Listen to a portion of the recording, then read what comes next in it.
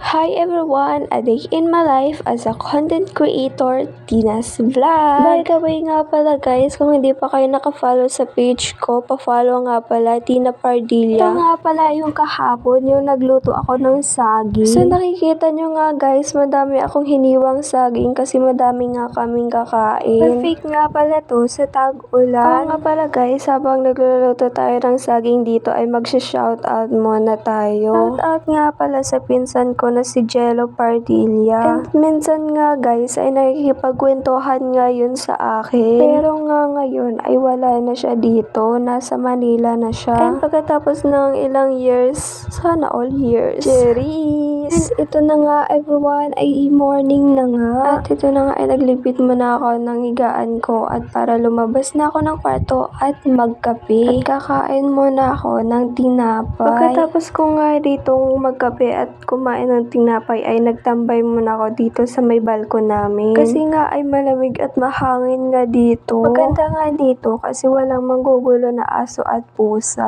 Pagkatapos ko ngang maligo at nagtanghalian na nga ako dito. Kahit nga ganito ang buhay ay nakapag-ulam nga ng saging. Ang pasensya na nga kayo guys ay ngayon lang ako nakapag-update sa life ko. Medyo busy nga itong tao na to. O siya, hanggang dito na lang yung video. So don't forget to like, follow, and share para updated kayo sa lahat ng videos ko. And like, subscribe to my YouTube channel. Thanks for watching!